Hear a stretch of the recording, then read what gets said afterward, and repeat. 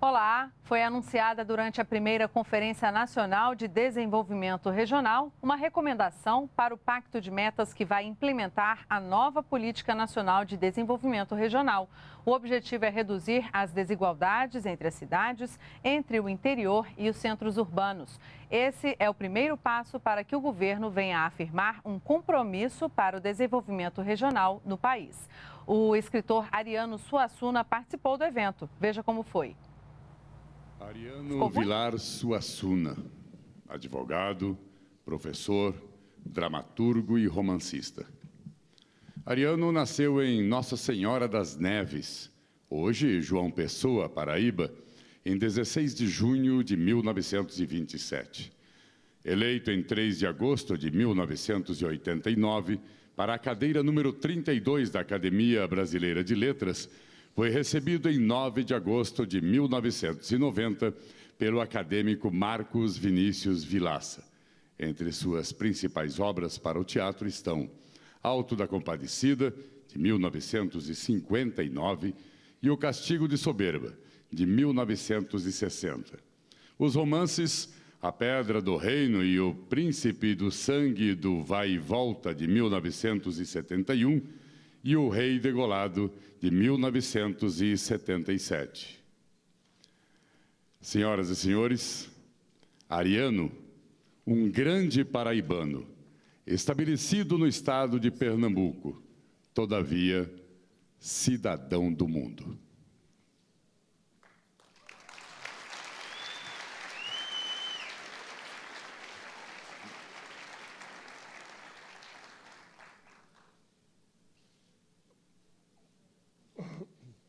Em primeiro lugar, eu vou pedir desculpa. Os que já me conhecem sabem. Eu tenho essa voz horrorosa, mas eu não tenho outra. Enfim, se eu tivesse outra, eu escolhia. Eu agora me lembrei, eu tenho muita falta de sorte para ir gente da minha casa me dizer o que eu devo ler, como eu devo escrever. Tenho uma falta de sorte para isso danada. E uma vez, uma mulher foi na minha casa e disse: eu hoje vim lhe dizer uma porção de coisas que você não vai gostar de ouvir. Eu disse: então não diga, não é? Você já sabe que eu não vou gostar, para que dizer? Ela disse: não, eu vou dizer. Olha, eu andei olhando, você é do mês de junho, não é? Eu disse: sou. Ela disse: de que dia? Eu disse: 16. Ela disse: signo de Gêmeos. Você sabe que todo mundo do signo de Gêmeos tem duas caras? Que mulher. Aí eu disse: você acha que se eu tivesse duas caras eu usava essa? Não é verdade? Mas é assim. Vai muita gente dizer isso. Eu tenho recebido as visitas e pergunta também. Outro dia um jornalista perguntou a mim: você acredita em Deus? Eu disse: é uma coisa íntima da pessoa, né? Pelo fato de ser escritor, eu tenho que estar respondendo. Pacientemente, eu disse: acredito. Ele disse: e você é o quê? É evangélico? Ele sabe. Eu disse: católico. Ele disse: vai à missa todo domingo. Eu disse: peraí, rapaz, isso é uma entrevista, é uma confissão.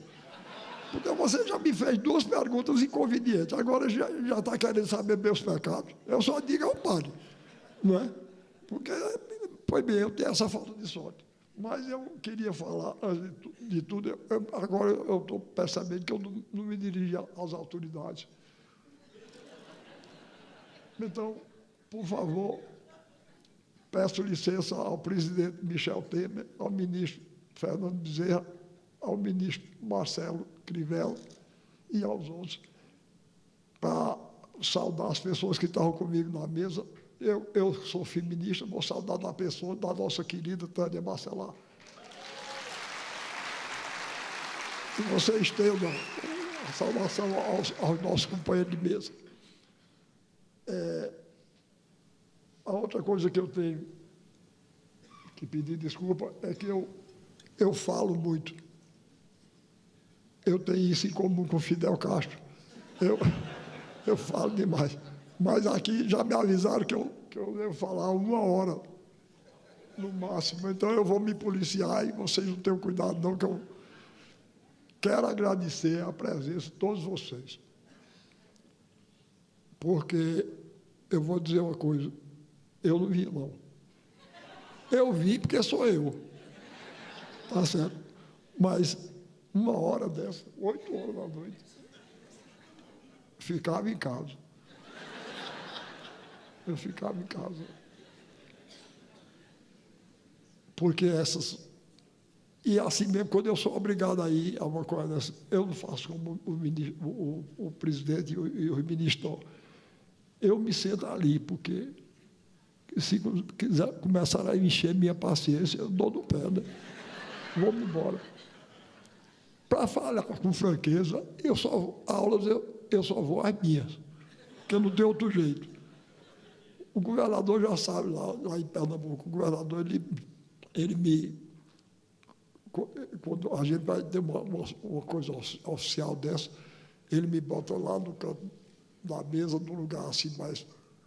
E eu... Quando termina mesmo... Pois eu já teria ido embora, se eu fosse um presidente. Já cumpriu a parte dele, eu já teria ido. Mas eu vou tentar fazer, pelo menos, que vocês não saiam daqui muito entediados. Eu vim satisfeito para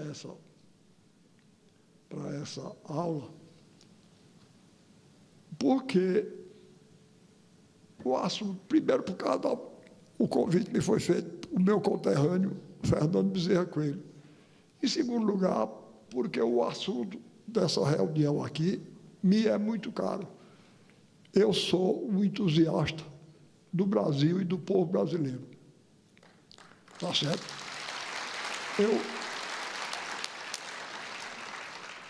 Desde menino, eu me habituei a ouvir, piorou. Era pior quando eu era menino. Agora, graças a Deus, está melhor. Os velhos da minha idade gostam muito de dizer, no meu tempo era melhor, é mentira deles. Tá certo? Eu estou com 85 anos e vi, era pior. É verdade, é verdade. O Brasil era mais desigual. O povo brasileiro não tinha muita consciência do seu valor. Então, quando o governador me chamou para a secretária dele, eu disse, olha, eu tenho algumas condições. Primeiro, vocês viram que secretário, eu não quero pegar nem em papel, nem em dinheiro. Aí ele disse, não, está certo. Aí o seu secretário vai ficar ligado diretamente ao meu gabinete. Ele está, pô, assim eu vou. Eu digo, a segunda é o seguinte, é que eu quero fundar um circo. Ele disse, está certo, eu topo. Ele gosta muito de mim, eu gosto dele. Aí eu digo, eu vou fundar um circo, porque desde menino, que eu sou entusiasta do circo. Eram 2 alegrias que eu tinha na infância. A leitura e o circo. Vocês não podem imaginar, eu estudava lá no sertão da Paraíba. Eu morava numa cidadezinha bem pequena, Taperoá, no Cariri da Paraíba, que tem o triste privilégio de ser a região mais seca do Nordeste.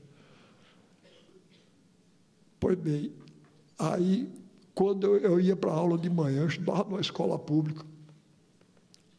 Depois do almoço, eu me deitava numa cama e abria um livro. Vocês não podem imaginar a alegria que era para mim. Não era como se o mundo novo se abrisse diante de mim. Então, com esse entusiasmo, desde menino, que eu queria ser escritor, porque os autores de livros eram, para mim, pessoas da mais alta importância. Mas a outra alegria era o circo. Quando dizia o circo chegou, o mundo já melhorava. Aí eu sabendo como o interior é carente dessas coisas, quando o governador me chamou para ajudá-lo, eu disse, eu vou fundar o circo, e com ele eu vou seguir o estado todinho. Estou visitando o estado todinho. Vocês não sabem a alegria que eu tenho, porque é uma coisa trabalhosa. Eu não gosto de viajar. eu não gosto de viajar. As pessoas pensam normalmente que eu só não gosto de viajar de avião. Eu não gosto de viajar de jeito nenhum. Avião é só a pior. Não é? É somente a pior. Eu fui dar uma aula, eu estava contando ali há pouco. Eu fui dar uma aula em Curitiba. Aí mandaram uma mocinha da organização para receber a gente no aeroporto. Uma moça muito delicada. Aí, quando eu fui chegando, ela disse: professor, a viagem foi boa. Eu disse: minha filha, olha, eu não conheço viagem de avião boa, não. Eu só conheço 2 tipos de viagem de avião: as tediosas e as fatais. Avião é uma coisa tão ruim que a gente reza para a viagem ser tediosa. Porque quando sai da rotina é para... Não é? Além do mais que viagem agorenta. Não é? Que viagem agorenta. Toda vez que eu entro, a primeira coisa que eu olho é aquilo: para flutuar, use o assento da poltrona. Flutuar. Que agora, desgraçado, eu não vim para aqui nadar, não. Eu vim para cá voar. Você estava mal intencionado. Pois bem.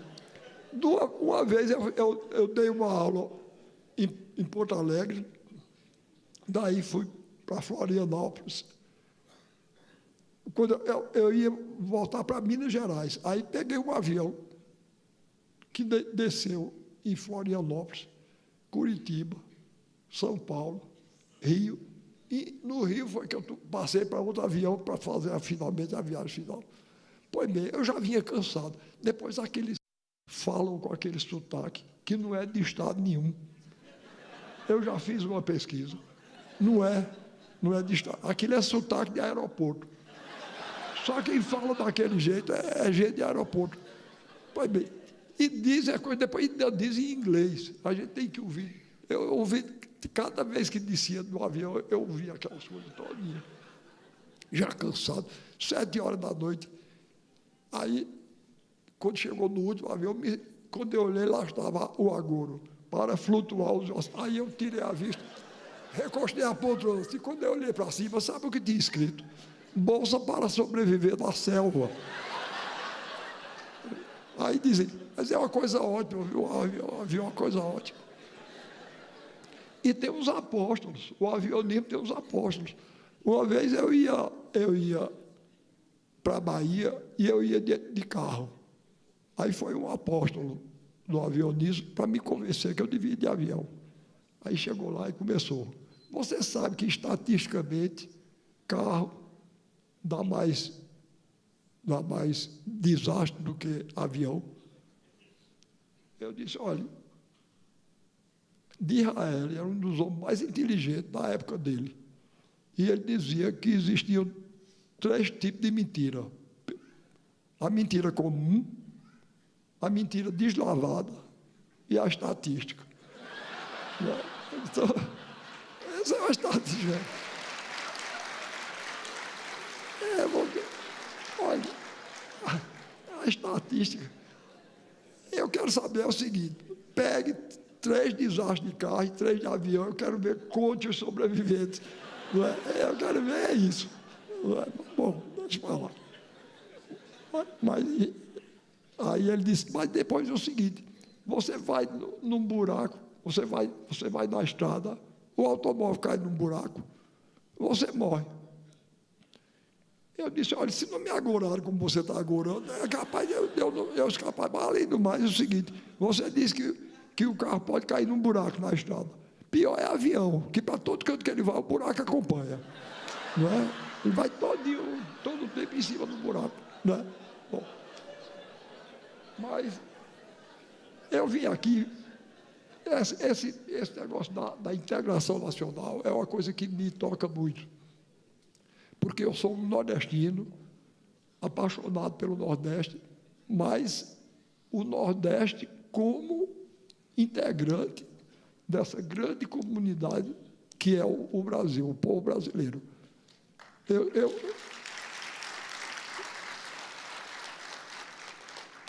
Eu tenho viajado pelo Brasil inteiro, e eu posso assegurar a vocês o seguinte: Dessa vez que eu ia falar no Paraná, disseram a mim, não vai com as suas conversas para lá, não, porque lá não é Brasil, não. Conversa. Cheguei lá, era o mesmo povo, a mesma cara que eu estou vendo aqui, está lá. E vocês vejam que gesto de carinho. Eles descobriram que eu sou nascido na Paraíba e moro em Pernambuco. Minha mulher é pernambucana, aquela grande mulher que está ali. Namoro com ela desde o dia 20 de agosto de 1947. Não acabou nem acaba nunca. No dia que eu botei os olhos em cima dela, foi paixão para o resto da vida. Foi mesmo. E é boa. Coitada, eu fico com pena dela, porque para todo canto que eu vou, ela vai. E já me ouviu 300 vezes. Tá? E eu fico, tem hora que eu vou contar uma história, eu olho para ela assim, eu tiro a vista, porque eu tenho a impressão que ela diz assim, é possível, já é aquela história de novo. Mas é o que eu posso fazer, nada. Mas ela é tão delicada que ela diz a mim, não, meu filho, não se preocupe não, porque cada vez você conta de um jeito diferente, coitada. Até mentir mente, para me ser agradável. Mas é assim, quando o pessoal dizia que eu era feio, quando eu era jovem, ela, para me consolar, dizia, fique tranquilo, meu filho, eu só acharia você feio se você fosse careca, e você não é. Coitada, ela nunca pensou que eu fizesse essa traição. Aí agora ela já está dizendo, não é esse tipo de careca que eu acho feio, não. Bom, vai por aí. Então,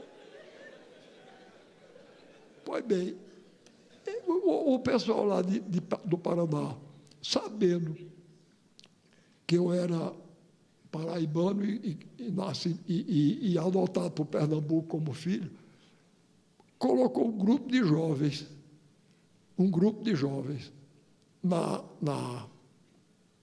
no palco, inclusive com uma brasileirinha do olho puxado, descendente de japonês, cantaram um coco da Paraíba e o maracatu de Pernambuco. Para mim, está vendo que gesto de carinho, eu só posso ficar seduzido, não é?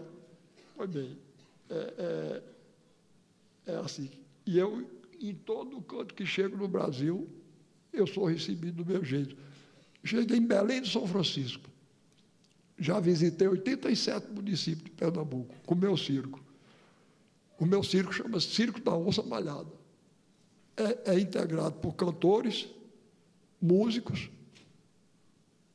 e bailarinos. E tem o palhaço que sou eu. Tá certo? Esse eu não abro mão de jeito nenhum. Vocês não sabem com que alegria eu fico quando vocês começam a rir dessas besteiras, doidices que eu digo. É porque desde menino eu queria ser palhaço de circo. E quem aqui já leu o Auto da Compadecida, quem assistiu só pela televisão não sabe, não. Mas quem leu sabe que lá no Auto da Compadecida o autor é representado por um palhaço. Eu fiz questão de botar. E no meu discurso de posse da Academia Brasileira de Letras, eu citei como uma das figuras fundamentais na minha formação o palhaço Gregório, que era o palhaço que eu via quando era menino, lá em Itaperuá. Pois bem, então, eu fico preocupado, porque ainda hoje, que já não devia ser mais assim, mas existe ainda hoje um estado de espírito, no qual, olha, eu vou contar a vocês um pequeno incidente que aconteceu comigo. Quando eu tomei posse da Academia Brasileira de Letras, eu fui convidado para ir almoçar, jantar, na casa do homem rico. E eu me esqueci de que em casa de rico se janta muito tarde, né? Eu sou um homem de classe média, eu 6, 7 horas eu estou comendo. E sempre que eu vou para um negócio desse, eu como antes, chego lá, eu fico fingindo que estou comendo. Mas eu dessa vez não me lembrei, não sei porque, eu estava meio perturbado com o cerimonial da Academia Brasileira de Letras. Aí eu me esqueci, digo, olha, eu nunca passei tanta fome na vida. Porque eu cheguei lá e fiquei, e o jantar não saía. Aí começaram a passar salgadinhos. Eu nunca fiz tanta falta de educação. Eu não tirava assim, não. Eu tirava de punhado os salgadinhos. Aí, de repente, o dono da casa virou-se para mim e disse: Ariano, você sabe que salgadinho é esse que você está comendo aí com tanto gosto? Eu não estava comendo com gosto, não. Estava comendo com ânsia e falta de educação. Aí eu disse: isso é coco-catolé. Coco-catolé é um coquinho que tem lá no Nordeste. Ele disse: não, rapaz, isso é um salgadinho que foi desenvolvido pelos americanos nas Bahamas. Eu disse: pois tem gosto de coco-catolé, mas o coco-catolé é melhor.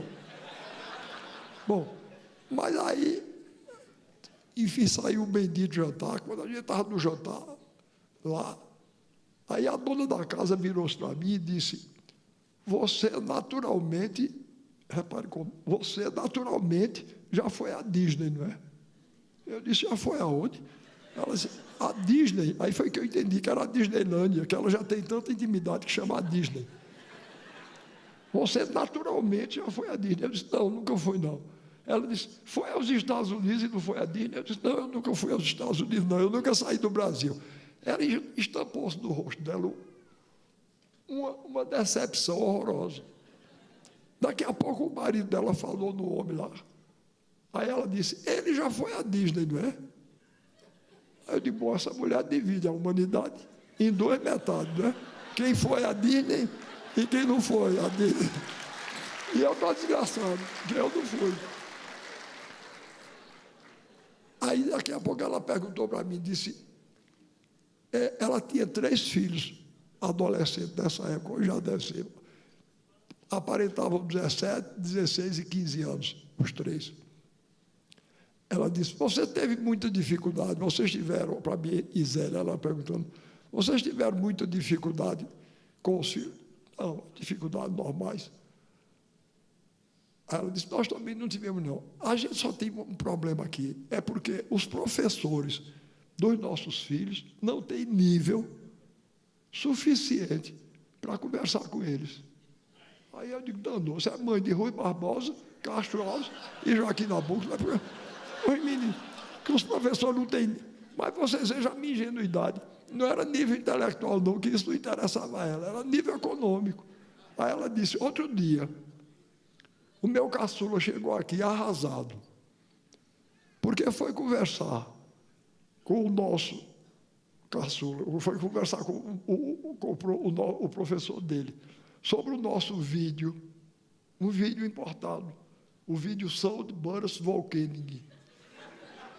Pois bem, Ariano, o professor nem sequer tinha ouvido falar no vídeo Sound Boris Volkening. Agora me diga que respeito, Ariano, um estudante pode ter por um professor que nunca nem sequer viu um vídeo sobre Boris Volkening. Aí eu fiquei, eu confesso que me acovardei, eu já não tinha ido à Disney, eu disse: é mesmo. Agora, com o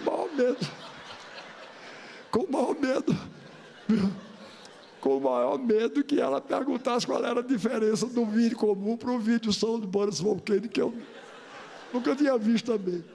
Pois bem, então a gente ri, porque a história é realmente engraçada, mas vocês vejam a quantidade de frivolidade, de tolice, que está por trás de uma história dessa.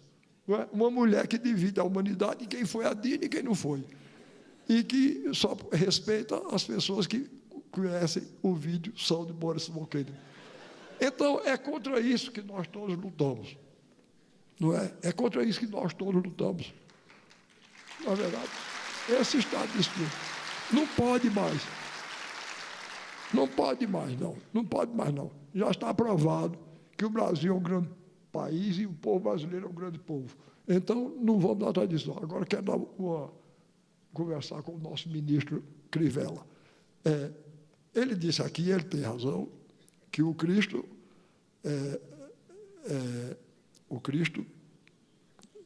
multiplicou os peixes, né? Na verdade, tem razão. E eu dou ainda mais uma outra chega. O nome, o peixe, na literatura e nas artes plásticas antigas, é o símbolo do Cristo, não é? Porque em grego é ICHTOS, Jesus Cristo, homem Salvador. Homem, Deus e Salvador. Não é? Então, é o peixe, o símbolo do Cristo. Nas catacumbas tem muito o peixe desenhado. Então, dada essa coisa, eu quero lembrar que o Cristo nasceu junto de um boi e de uma cabra. Viu?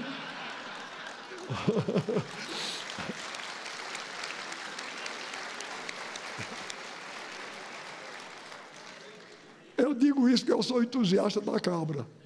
Tá certo? Eu sou entusiasta da cabra. Não tem nada contra o peixe, não.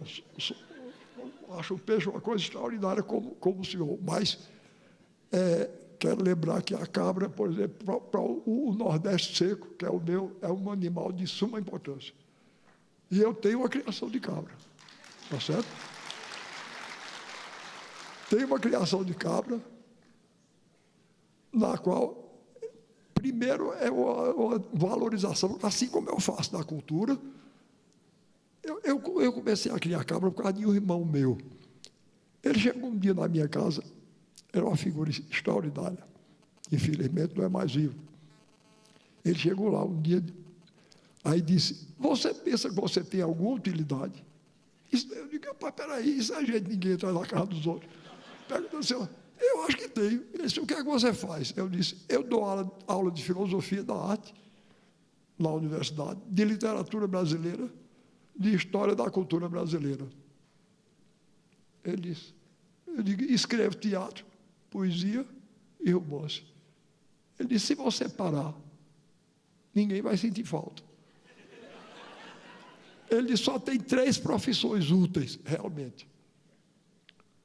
O agricultor, o lavrador, o criador e menos o mineiro. Se esses 3 pararem, aí a humanidade vai sentir falta. Eu disse, é mesmo. No dia seguinte, eu botei uma criação de cabra. Nunca mais ninguém vai poder me chamar de inútil, porque eu tenho uma criação de cabra. Pois bem, agora, a minha criação de cabra, até nisso eu faço questão de manter uma coerência extraordinária. Eu crio 3, 4 cores de cabra. Eu crio cabras vermelhas e pardas, em homenagem aos índios. Pela ordem de chegada das etnias. Em homenagem aos índios. Brancas, em homenagem aos portugueses. Pretas, em homenagem aos negros. E azuis, para os outros que vieram depois, italiano, alemão, japonês, porque eu quero ser fiel, até aí eu quero ser fiel a esse grande povo brasileiro, cuja característica principal é a unidade na diversidade. Não é? Obrigado pelo apoio. Então, é isso que me entusiasma. E eu tenho procurado, agora, eu vou dizer, tem entusiasmo pelo Brasil todo. Eu sei, tira-se brincadeira, nós tiramos brincadeira, não é? Nós, nordestinos, tiramos com os gaúchos tiram com os mineiros, e por aí. Mas isso é de irmã, de uma imensa fraternidade. Ultimamente, eu dei uma aula no Rio Grande. Tem gaúcho aqui, não? Se tiver, levanta a mão para eu ver. Ah, tem gaúcho. Olha, o gaúcho, tem um ditado lá no Nordeste que diz que o gaúcho é um nordestino a cavalo. E é mesmo. Mas a gente tira muita brincadeira com o gaúcho, porque o gaúcho tem mania de valentia, não é? Então, o pessoal conta que um gaúcho chegou lá no Nordeste e disse, com aquele sotaque nós outros lá do Rio Grande somos todos machos. Aí o nordestino disse, pois aqui não, aqui metade das pessoas são mulher, metade são homem, é bom que é danado. Aí eu contei isso em Porto Alegre.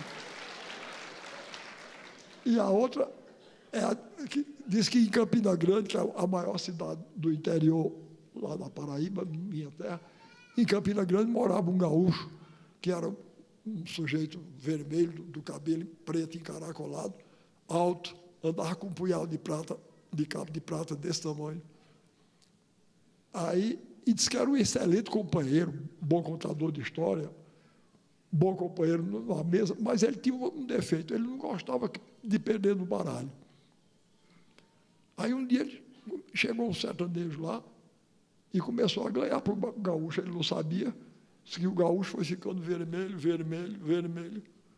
Daqui a pouco ele deu um salto para trás, assim, puxou aquele punhal enorme e disse: sei onde é o lugar mortal e só furo uma vez. Aí o nordestino puxou uma faquinha desse tamanho e disse: eu não sei, não, senhor, mas eu furo tanto que eu termino a chão.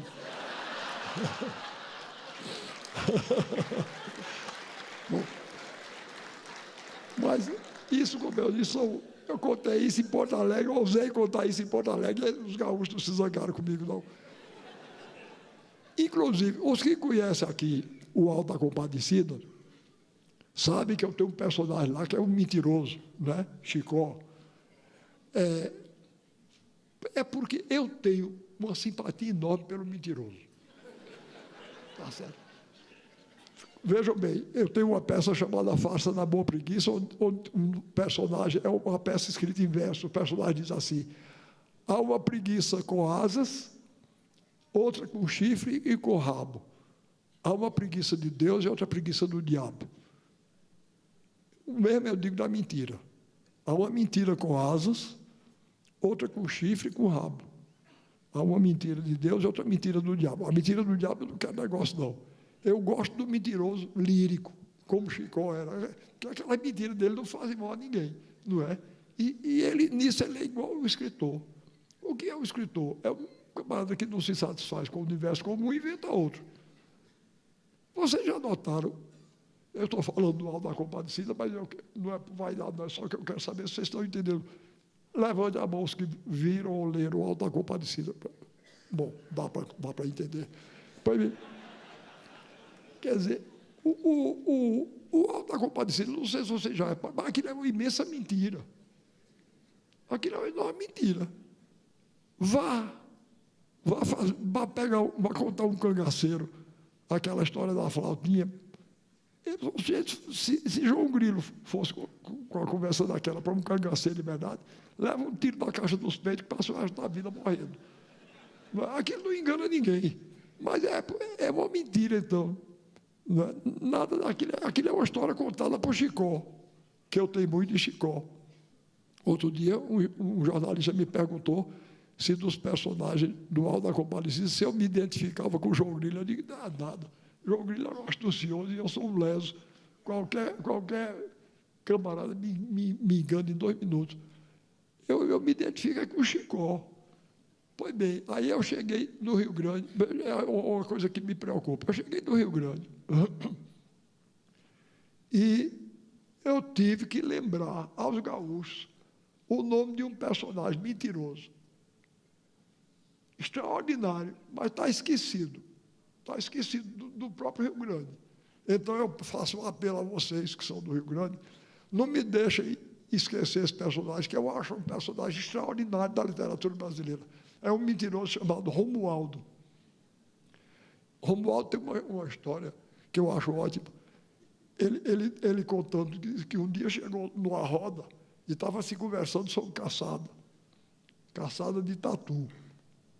Aí cada um contou um caso lá, aí quando ele chegou, pediu a palavra e disse: vocês já falaram aí no tatu bola, no tatu verdadeiro, no tatu peba, mas eu quero saber o seguinte: quem foi aqui que já ouviu falar no tatu rosqueira? Aí, silêncio geral. Aí eles: eu também não tinha ouvido falar, não. Cheguei aqui um dia numa fazenda, me convidaram para uma caçada de tatu rosqueira.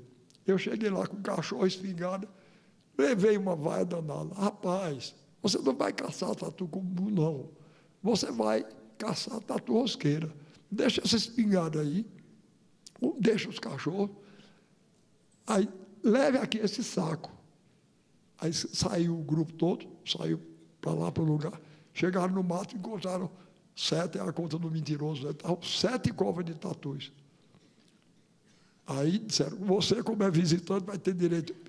Enfia a mão aí nesse buraco. Aí eu enfiei.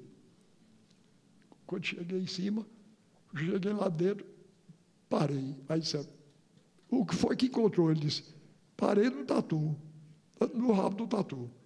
O que é que eu faço? Puxo. Disse: não, distorça, como quem distorce parafuso.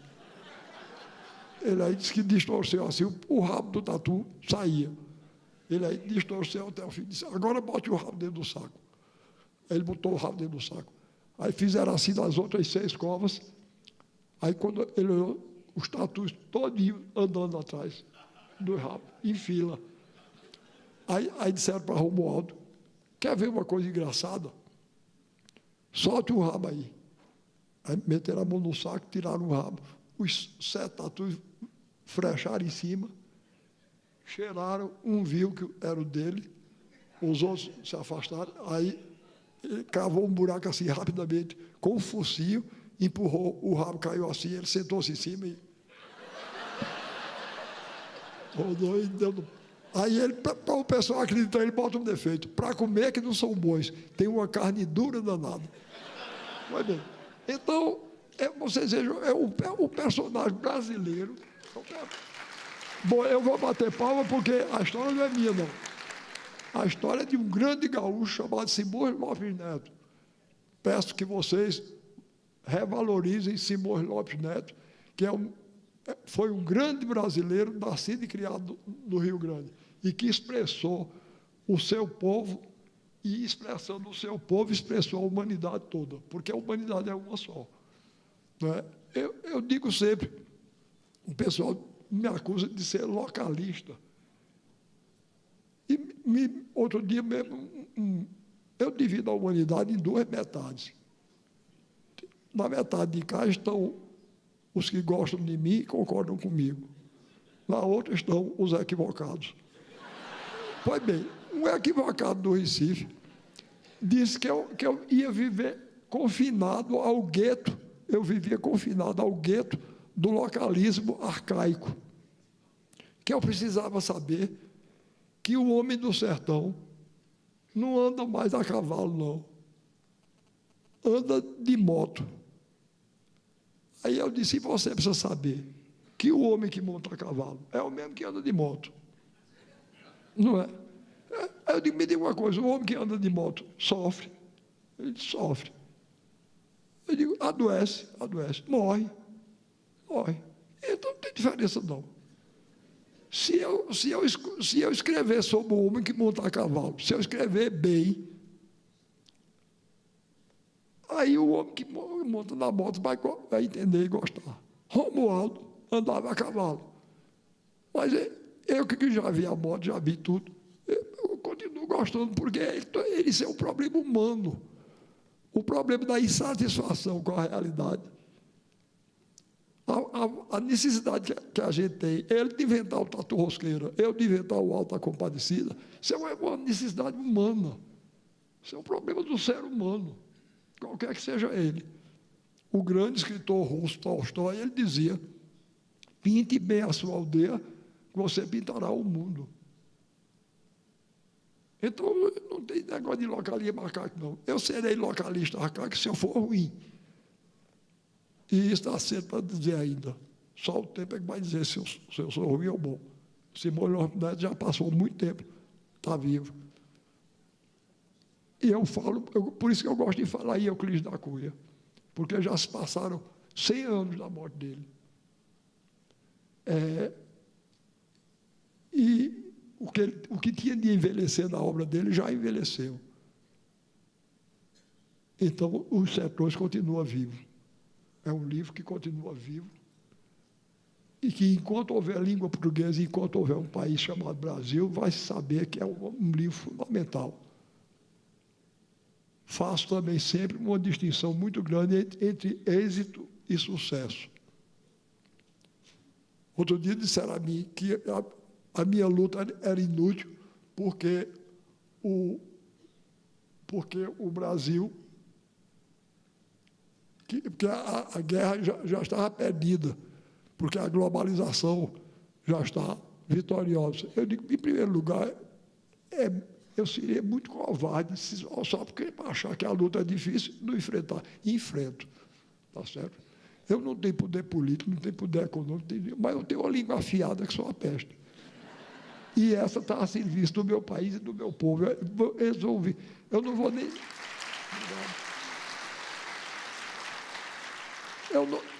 Eu não vou nem dizer que eles vão ouvir desaforo até eu morrer, não, porque eu não pretendo morrer. Mas eles vão, tá certo? E vão ouvir desaforo meu até eles morrerem. Vou fazer um discurso na Copa deles, tá certo? Um contra. Sustentando o nosso país. Pois bem, então eu fundei meu circo, Circo da Onça Malhada.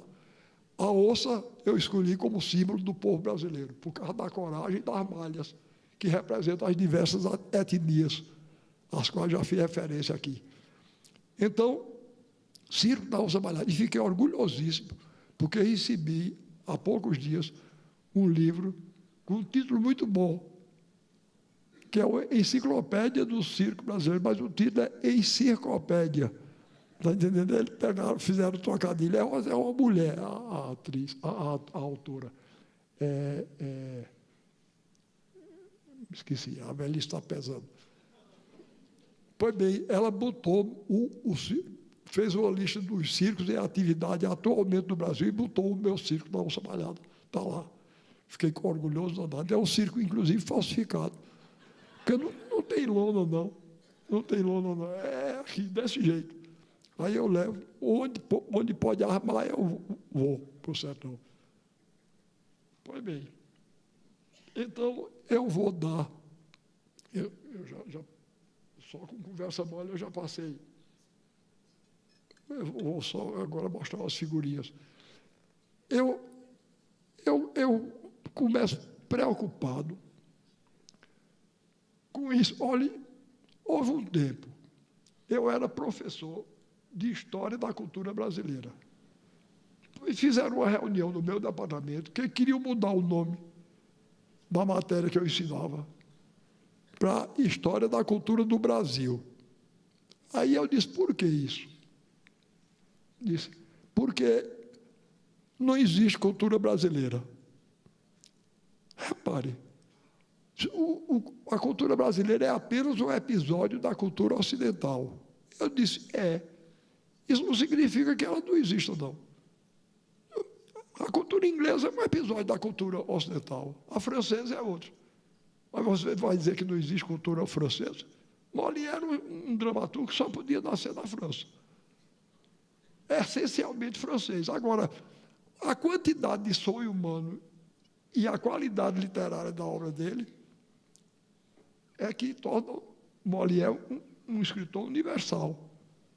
Eu não conheço ninguém universal de início, não. Isso que chamam universal é um grande autor local, nacional e local, que se universalizou pela qualidade. Dostoiévski só podia ser russo. Aqueles romances dele só podiam ser escritos na Rússia, mas atinge a todos nós. Está aqui na Suécia. Pois bem, aí ele vê com essa coisa, que não existe cultura brasileira, devia ser história da cultura no Brasil. Eu disse, pois então mude o professor. Enquanto eu estiver aqui, e eu vou mostrar a vocês. Ô Alexandre, bota aí a música. Eu vou mostrar uma música a vocês e eu vou querer que vocês identifiquem de que país é essa música, para ver se vocês identificam.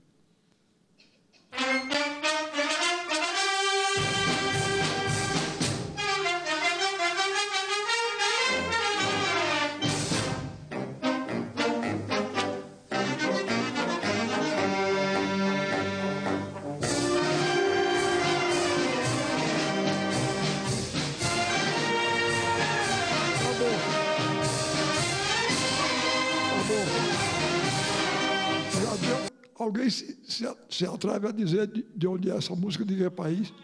Hein? Espanha. Muito bem, Espanha. Eu não sei vocês, quando ouço essa música, eu vejo uma tourada, vejo um touro, vejo um toureiro, tá certo? Vejo o toureiro toreando o touro, bota de novo aí, que eu vou mostrar.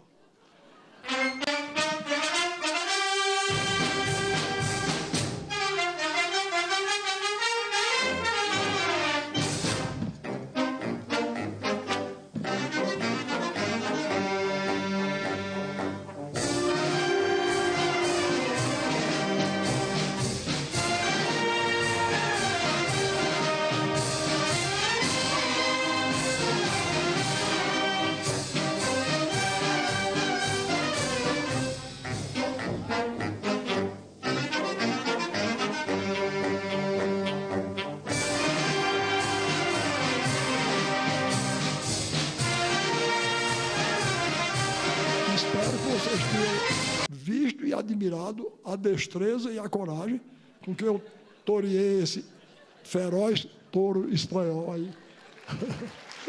Bom, então eu vou mostrar a vocês aqui agora rapidamente. Ô Alexandre, bota aí aquele cartaz.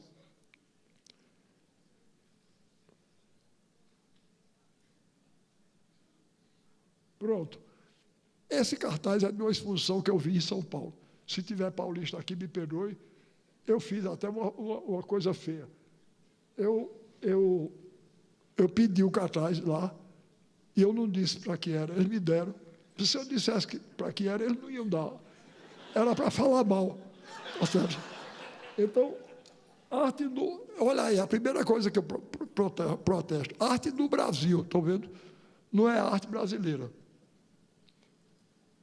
E arte do Brasil. Uma história de 5 séculos. O que é que isso significa? Que a arte no Brasil só começou quando os portugueses chegaram. E todo o patrimônio da arte rupestre. Não é? O teatro indígena. Quando os portugueses aqui chegaram, já tinha uma arte indígena. Depois vocês pegam o seguinte, vocês pegam qualquer manual brasileiro de teatro, vocês vão encontrar 2 afirmações que a mim me irritavam muito, ainda hoje irritam. Uma, o teatro nasceu na Grécia, de modo geral, e o outro, o teatro brasileiro nasceu com a chegada dos jesuítas, o teatro de Anchieta, etc. Os jesuítas trouxeram uma contribuição maravilhosa. Mas quando eles aqui chegaram, já encontraram um teatro. E outra coisa, essa história de que o teatro nasceu na Grécia, é outra coisa que eu acho absurda. Porque a mim me parece absolutamente claro que o que nasceu na Grécia foi o teatro grego. Não é verdade? O teatro japonês não nasceu na Grécia. O teatro chinês não nasceu na Grécia. E o teatro brasileiro não começou com os jesuítas, não. Quando eles chegaram aqui, já encontraram uma música, uma dança, um teatro, uma literatura oral, mas era literatura. Então, a cultura brasileira veio muito antes de 1500. As origens da cultura. Passa aí, passa a figura. Olha aí, tem algum cearense aqui, isso é uma homenagem que eu presto ao homem que desempenhou um papel importantíssimo na minha formação, Leonardo Mota, esse camarada que está aqui. Esse era um grande cearense, foi um dos primeiros a divulgar os cantadores e a mostrar a importância que o romanceiro popular do Nordeste tinha para o Brasil todo. E ele era amigo de meu pai. Eu encontrei na biblioteca de meu pai, encontrei os livros dele, um deles dedicado até a meu pai. Ele está junto de 2 grandes cantadores, o Cego Aderaldo e Jacó Passarinho. Um tocando rabeca, o outro tocando viola. Que desde que eu sou muito novo, que eu chamo a atenção dos músicos brasileiros para a importância desses 2 instrumentos. Que assim como a Orquestra Sinfônica nasceu na Europa do quarteto de cordas, violino, viola, primeiro violino, segundo violino, viola e violoncelo. E esse quarteto foi estendido, criou-se a orquestra de cordas, depois introduziu-se a flauta, assim foram se introduzidos. E hoje temos a Orquestra Sinfônica. A gente tem que ver, o músico brasileiro tem que prestar atenção para ver como é que Machado de Assis dizia que no Brasil existem 2 países, o país oficial e o país real. Todos nós somos formados, criados, formados e deformados pelo Brasil oficial. Mas o povo do Brasil real, a gente tem que olhar para a arte dele. Foi que eu fiz no Alto da Compadecida. Eu olhei para a literatura do povo do Brasil real e procurei me manter fiel a ela, a ele. Passa, Alexandre. Olha aí, uma cena do teatro indígena, que os portugueses já encontraram. E é um teatro belíssimo, como o teatro grego primordial, o teatro de máscaras. E são divindades que aí estão, como no teatro grego. Márcia, olhe que beleza. Olhe que beleza.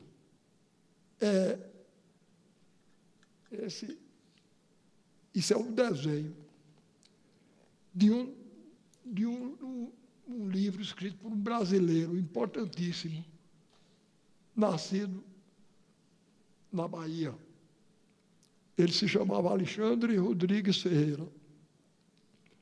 Pois bem, uma vez eu dando aula em São Paulo, eu disse, tinha mais, perto de, segundo me disseram, tinha uns 2.000 estudantes. Eu dando aula lá, aí eu falei na importância. Eu disse, a Universidade Brasileira ensina de costas para o país e para o povo. Aí eu disse, eu vou provar, eu estou dizendo isso e vou provar. Aí eu disse, olha aqui, o maior filósofo, eu dizendo lá para os estudantes, né? O maior filósofo alemão do século XVIII era Kant, Immanuel Kant. Quem já ouviu falar dele? Eu perguntei lá, né? Quem já ouviu falar? Eu disse, não precisa ter lido o livro dele, não. Eu quero saber quem já ouviu falar. Praticamente os 2.000 levantaram a mão. Eu digo, agora, o maior filósofo de língua portuguesa do século XVIII, o século de Kant, era Matias Aires. Quem foi que já ouviu falar nele aqui, na universidade? Somente um estudante levantou a mão. Eu disse, vocês estão vendo? Matias Aires, o maior pensador de língua portuguesa do século XVIII, era brasileiro e paulista. E vocês todos já ouviram falar em Kant aqui. E falar em Matias Aires, só aquele companheiro aí. Aí eu virei para ele e disse, me diga uma coisa, você aí, você leu algum livro de Matias Aires ou ouviu falar dele numa aula? Ele disse, não, senhor, é porque eu moro numa rua que tem o nome dele. Tá certo? A gente ri porque a história é engraçada, mas o que está por trás disso é muito ruim, não é? Quer dizer, a gente não dá importância a um pensador da qualidade de Matias Aires. Pois bem, vocês vejam que coisa bonita. Eu vou dizer um texto dele, para vocês verem que coisa bonita. Que ele, além de pensador, ele era um escritor extraordinário. Kant era um grande pensador, mas como escritor era zero. Ruim, muito ruim. Tinha um mau gosto em arte horrível. Ele gostava daquelas músicas militares alemães. Horrível. Pois bem, Matias Aires, vocês vão ver que força de escritor. Eu vou dizer um texto dele. Bom, eu faço um acordo com vocês. Se vocês não gostarem, permaneçam como estão. Se gostarem, me dê um sinal para eu ficar contente. Repare que coisa. Ele parte da ideia de que o mundo é um palco. É uma ideia muito do barroco. O mundo é um palco e a vida é uma representação. Isso está presente em grandes escritores do barroco, como Calderón de la Barca, que era espanhol, não é? Shakespeare, que era inglês. Shakespeare tem uma peça onde um personagem lá diz: a vida é um conto narrado por um idiota. Um conto cheio de sonhos e de fúria, mas que nada significa. O homem é um pobre ator que dá cambalhotas e logo se retira do palco. Coisa bonita, não é? Pois bem, agora veja que Matias Aires não perde, não. Veja que beleza. Ele diz, que são os homens mais do que a aparência de teatro? A vaidade e a fortuna governam a farsa desta vida. Ninguém escolhe o seu papel. Cada um recebe o que lhe dão. Aquele que sai sem fausto nem cortejo, e que logo no rosto indica que é sujeito à dor, à aflição, à miséria, esse é o que representa o papel de homem. A morte, que está de sentinela, numa das mãos segura o relógio do tempo, no outro, a foice fatal. E com esta, de um só golpe certeiro e inevitável, dá fim à tragédia, fecha a cortina e desaparece. Tá bom? Foi bem. A mesma coisa, eu acho que todos nós aqui já ouvimos falar em Humboldt, e todos esses viajantes que fizeram expedições científicas. Pois bem, o nosso Alexandre Rodrigues Ferreira, ninguém fala mais. Os baianos que, porventura, estiverem aqui, assumam esse compromisso comigo. Não deixem morrer o nome de Alexandre Rodrigues Ferreira. Olha que beleza. Ele ainda teve o bom gosto de levar artistas com ele para documentar. E isso é uma cena do teatro indígena, que ele pegou já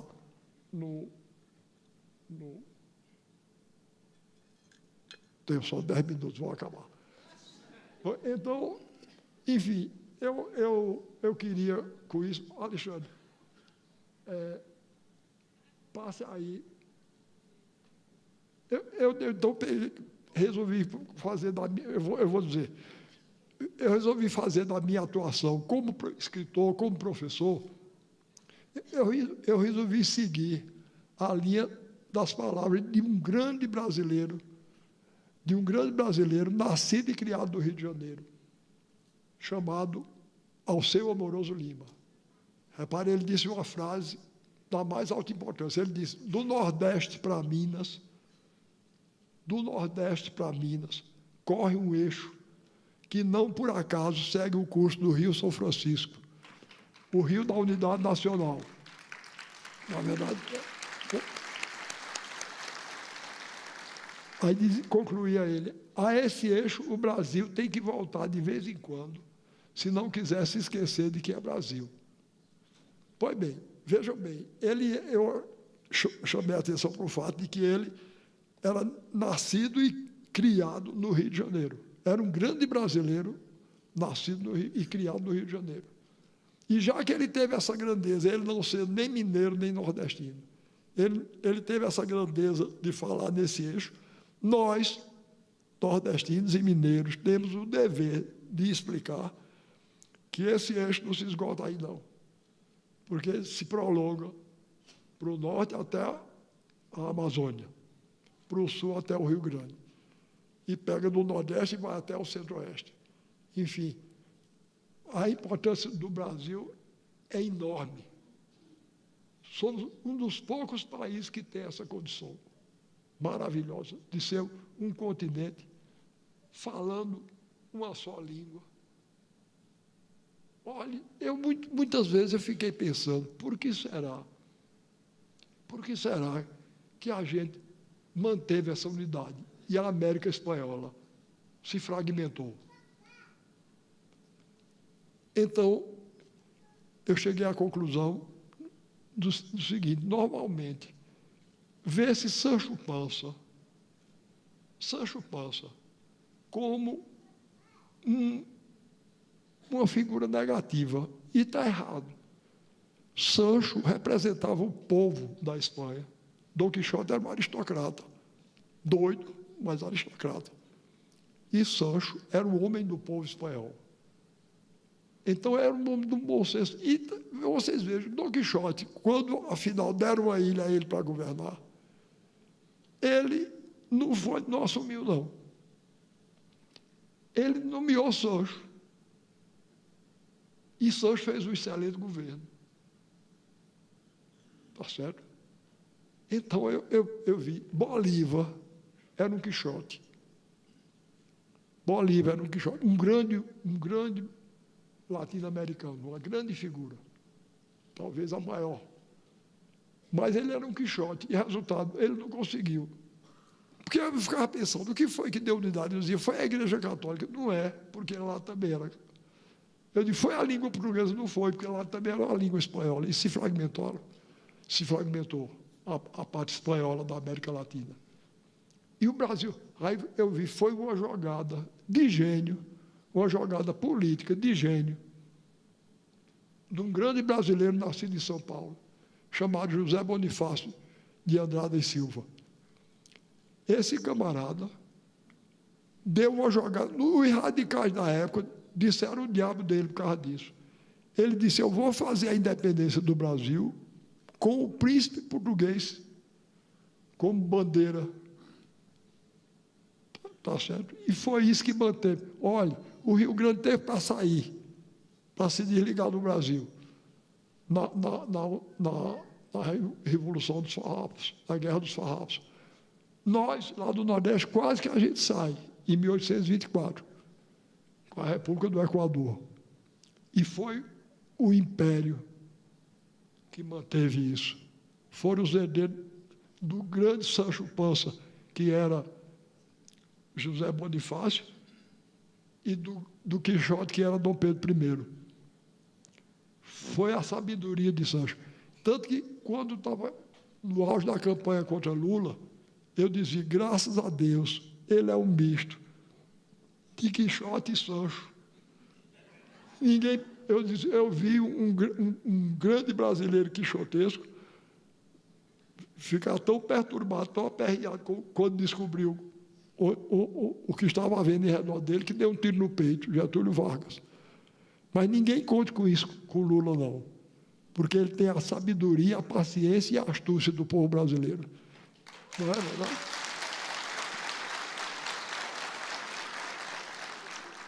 Ele tem... Aquilo é um João Grilo. Vivo, sabe? Tem a coisa do povo brasileiro. E foi isso que sustentou a gente e que vai botar para a gente. Bom, eu estou terminando o tempo, então vou agradecer mais uma vez profundamente a vocês pela presença. Não, obrigado, mas vamos cumprir os horários. O nosso presidente, inclusive, tem a ocupação. Então, eu quero agradecer a vocês de todo o coração a presença, dizer que, francamente, que eu não vinha, então, e agradecer o carinho com que me receberam e a paciência com que me ouviram. Muito obrigado.